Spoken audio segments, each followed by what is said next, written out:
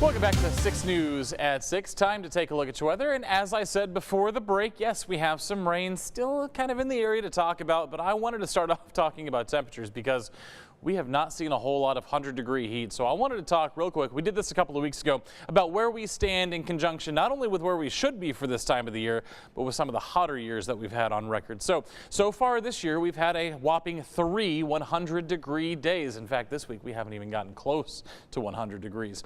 For last year, I want to talk about last year because last year was a hot year. At this point, by July 23rd, we were talking about 20 100-degree days. So we are well behind where we were this time last year. And on average, and given year over the last 30 years, that's how long our averages accrue for, we're talking about 9 100-degree days by the time we get to July 23rd. So we're not even near that. We're 1/3 of the way to where we should be in terms of 100-degree days, and we're not even in the ballpark of where we were last year. You want to talk about ballparks, though? Let's take a look at 2011.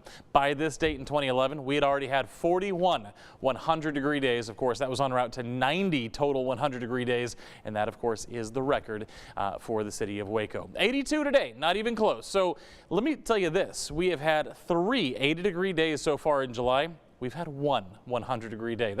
We don't usually outpace the hundreds with 80s in July. Let me tell you that right now. 82 today, started off the day at 74. Again, about 1/4 of an inch in the bucket. A little bit of rain today across the area. Some of us saw a little bit more than others, mainly in our southern counties and in our eastern, kind of the I-45 corridor. But the rain has kept everything down in terms of your temperatures. Upper 70s, lower 80s across the board. Only out west towards the big country did we start to kind of brush up against 90 degrees this afternoon.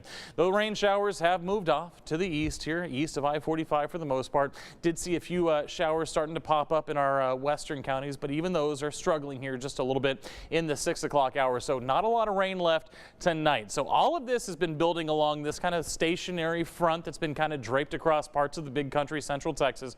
But as that has kind of receded to the west, what's happened is a lot of those rain showers have kind of lost their focal point at the surface. And so that's why they're kind of falling apart. And of course, as we head into the evening, they lose that heat as well. So we're not going to see much more as we head through the rest of the night. In fact, by about 9, 10 o'clock, everything's gone out to the east or dissipated. Now we bring the rain showers back into the forecast for tomorrow, but here's the thing for tomorrow. It's not going to be widespread like it was this morning or like it was yesterday. In fact, it's going to be a little more isolated, scattered for tomorrow. Same story there on Thursday as well. So the next couple of days, isolated to scattered showers and thunderstorms. In fact, if you look at the totals, we've already seen most of what we're going to get. Trace to a 1/2 inch for most of us, maybe a 1/2 inch to 1.5 inches for the Brazos Valley, but that's about it. So here's the setup. We've been seeing this kind of troughing pattern. That's what's kept our weather a little unsettled the last several days. It will last into the weekend. In fact, you can see that ridge out west kind of gets knocked out by another trough incoming. So yes, another wet weekend ahead, but after that, that's where things are going to change. So your rain chances the next several days, 30 to 40% all the way through the weekend,